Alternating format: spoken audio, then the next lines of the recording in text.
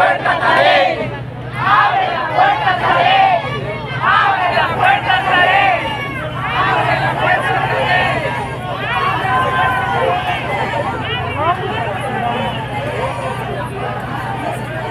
Buenos días a todas, a todos. Muchas gracias por estar aquí. Debo decirles que las organizaciones que voy a mencionar al final me han solicitado que lea el posicionamiento que van a entregar a las consejeras y a los consejeros.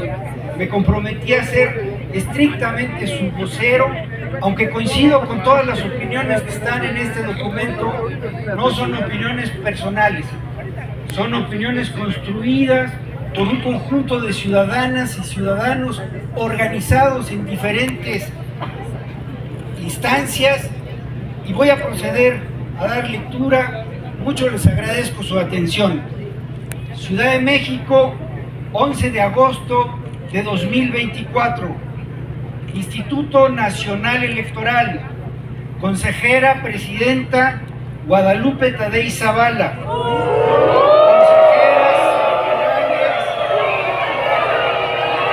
Consejeras electorales: Irene de la Cruz Magaña, Carla Astrid Humphrey Jordán, Rita Bel López Vences, Dania Paola Rabel Cuevas y Beatriz Claudia Zavala Pérez.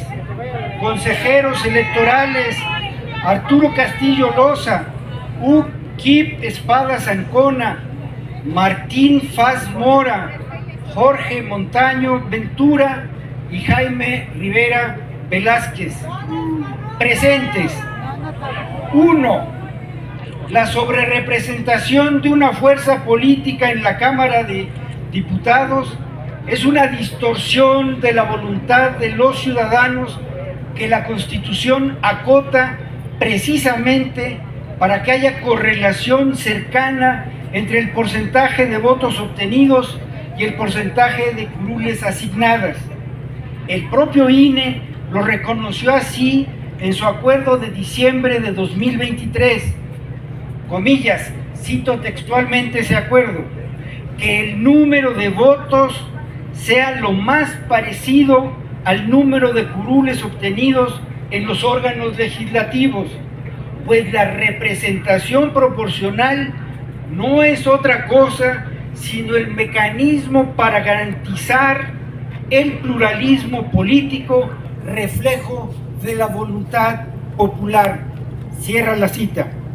2.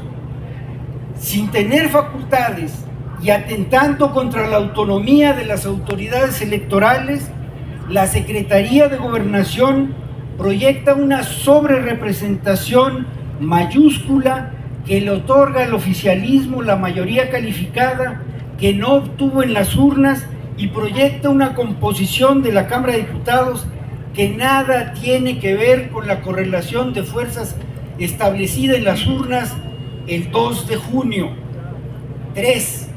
La Constitución establece dos límites claros en la traducción de votos en escaños. Primero, que entre el porcentaje de votos y de escaños no puede existir una diferencia mayor de 8 puntos porcentuales. El segundo, que ninguna fuerza política puede tener más de 300 diputados.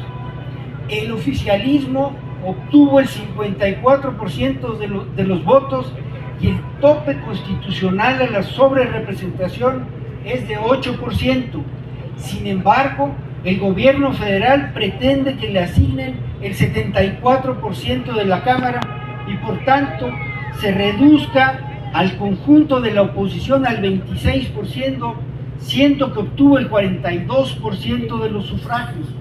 La diferencia del 12% en las urnas se transforma en 48% en el Parlamento, multiplicándose por 4 y lastimando profundamente la pluralidad del país al modificar radicalmente la proporcionalidad entre las fuerzas políticas decidida por el pueblo de México en las urnas en detrimento de las minorías.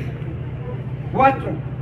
Pero existe Otro límite, como ya apuntábamos, un objetivo explícito de las reformas electorales de la última década del siglo pasado es que ninguna fuerza pudiera por sí sola modificar la Constitución.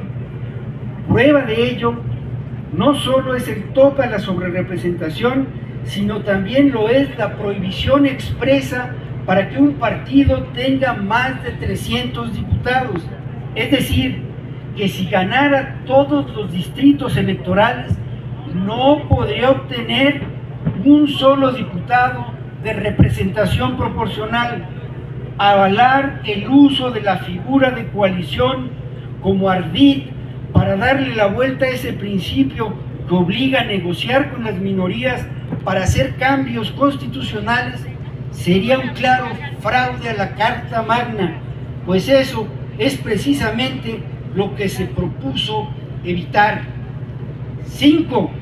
Si se otorga la salvaje e inconstitucional sobrerepresentación al oficialismo en la Cámara de Diputados, se le permitirá a este modificar la Constitución ignorando al 46% de los electores que no votaron por ellos, es decir, a más de 27 millones de ciudadanos, y yo voy a agregar, y ciudadanas.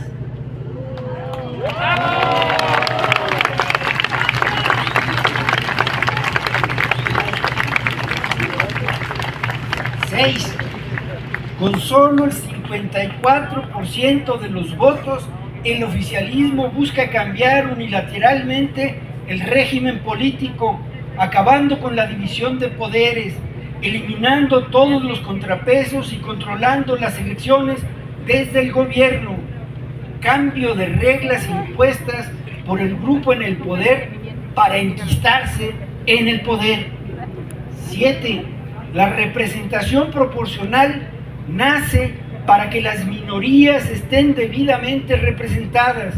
La sobrerepresentación las reduce y vuelve irrelevantes y testimoniales, quitándoles derechos como el de ser consideradas para reformar la Carta Magna e interponer acciones de inconstitucionalidad, lo cual significaría la existencia de una supermayoría sin contenciones, cuyas decisiones no podrían ser revisadas, dejando a la sociedad indefensa frente a posibles violaciones constitucionales. La superrepresentación de minorías desvaloriza el voto de los ciudadanos que optaron por ellas y abre paso a la dictadura de la mayoría. 8.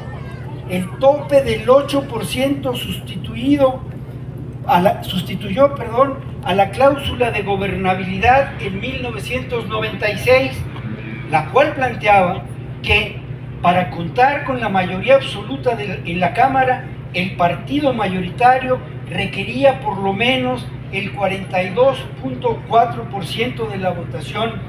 Estaba pensada para una sola fuerza, la más votada, no para las demás.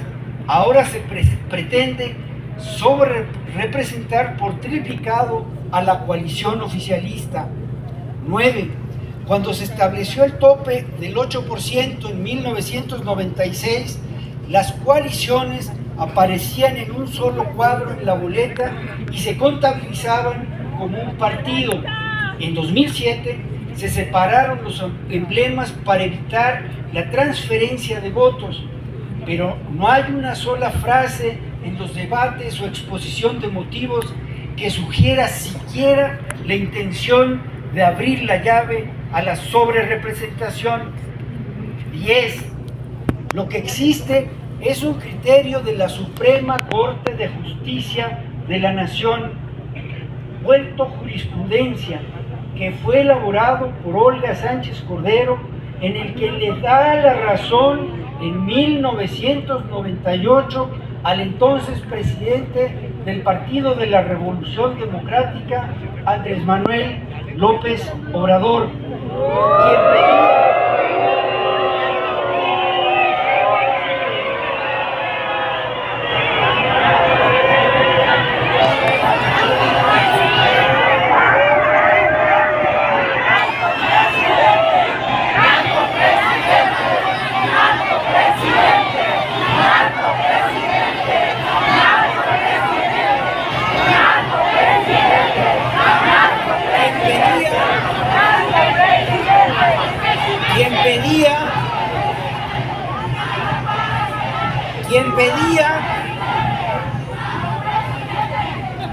que empeña una interpretación no literal, sino contextual del texto constitucional. Ahí queda claro que el objetivo es, vuelvo a abrir comillas para citar la jurisprudencia de la Corte, garantizar de manera efectiva la pluralidad en los órganos legislativos, permitiendo que formen parte de ellos candidatos de los partidos minoritarios e impidiendo a la vez que los partidos dominantes alcancen un alto grado de sobrerepresentación. Fin de la cita. 11. La interpretación literal del artículo 54 constitucional resulta inaplicable, pues sería aberrante recurrir a dos criterios distintos para las bases primera y quinta, siendo además que ambas redacciones provienen de la misma reforma de 1996. Partido y coalición deben entenderse como sinónimos, no solo porque la historia ya mencionada así lo demuestra, sino también por lógica y congruencia. En el artículo mencionado se establece que solo los partidos que registren por lo menos 200 diputados de mayoría relativa pueden aspirar a la representación proporcional. Si se interpretara literalmente, solo Movimiento Ciudadano estaría en esa situación, lo cual resulta absurdo. Al conceder el registro a las listas de representación proporcional a ambas coaliciones contendientes, el INE ya interpretó que las coaliciones deben considerarse como una sola fuerza, pues ninguno de los 6 partidos que las conformaron registró uno por sí solo 200 candidatos. De la misma manera, el tope de 8% debe considerarse también para las coaliciones, porque de lo contrario, la distorsión de la voluntad popular resultaría tan grande que el Congreso dejaría de reflejar a la sociedad mexicana en su pluralidad, algo que sería igualmente absurdo. 12. Como ya se mencionó, la reforma de 2007 que separó a los emblemas de las coaliciones tenía como objetivo explícito evitar la transferencia de votos al margen de la voluntad del elector. Por eso es precisamente lo que pretenden hacer con un simple acuerdo administrativo de la coalición oficialista. En no pocos distritos, la inmensa mayoría de los votantes que optaron por esa opción cruzaron el emblema de Morena, pero le asignaron triunfos al PT o al Verde para que con ese ardid le asignen más diputados de representación proporcional al partido oficial. 13. Por todo lo anterior, demandamos que prevalezca una interpretación histórica, sistemática, teleológica y garantista que prevé el espíritu de la Constitución y los derechos de las minorías, respetando el límite de 300 diputados para la coalición oficialista. Con ello se cumpliría además con el principio pro persona establecido en el artículo 1, el cual, como lo ha determinado la Suprema Corte de Justicia de la Nación, es la lupa con la que debe leerse todo el texto constitucional. Señoras y señores consejeros electorales, hemos expuesto de modo sintético nuestras razones sobre un tema crucial para la democracia y la república en México. Tratamos de presentar todas las consideraciones y todos los argumentos implicados, pero no estamos pidiendo que interpreten y apliquen la ley a las condiciones por sus consecuencias políticas, sino estrictamente que que lo hagan para no violar la Constitución. Y esa, señora consejera presidenta, señoras consejeras electorales y señores consejeros electorales, esa es su mayor y suprema obligación. Atentamente, Causa en Común. Ahora sí aplaudamos a los que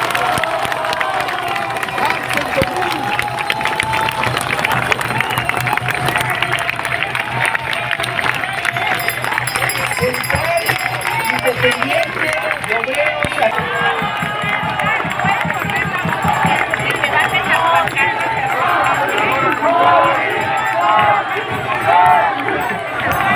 Muy buenas tardes. Tengan todas y todos, qué gusto que a pesar de la lejanía, a pesar de lo complicado que fue para todos llegar, estén aquí. Muchas gracias al Frente Cívico Nacional y a todas las organizaciones que convocaron esta reunión para que seamos escuchados por los consejeros electorales. Ustedes saben que soy una demócrata. Por eso, esa noche, y aclaro, nunca tuvimos números que nos dijeran que nos favorecían los resultados. Por eso esa noche hubo trampas, claro que hubo trampas, claro que hubo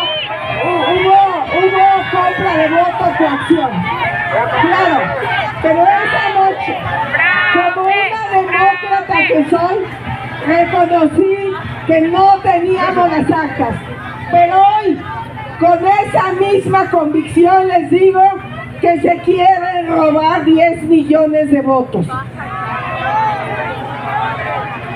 Con esa misma convicción democrática, Morena y sus aliados quieren tener el 75% de las curules que los mexicanos no les otorgaron.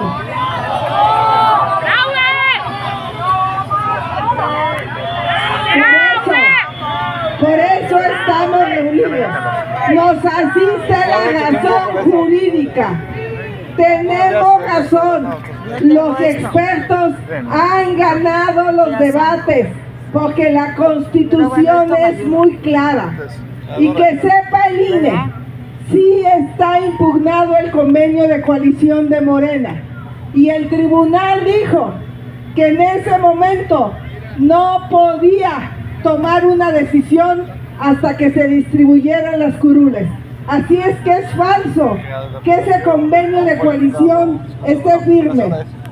En el momento adecuado, cuando el INE dé a conocer la distribución de las diputaciones plur, vamos a presentar todos una serie de instrumentos legales para combatir esa decisión. Tienen tiempo los consejeros de leer bien la Constitución. O es coalición o son partidos. Y si es coalición, entonces no les toca más del 8% de la sobrerepresentación. Por eso estamos aquí. Yo los he convocado que estén listos para que una vez de confirmarse la gandalle, demos la pelea jurídica.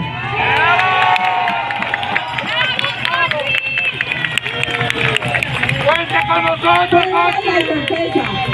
Morena y sus aliados no ganaron el 75% de las curules. Por eso vamos a pelear y vamos a pelear duro.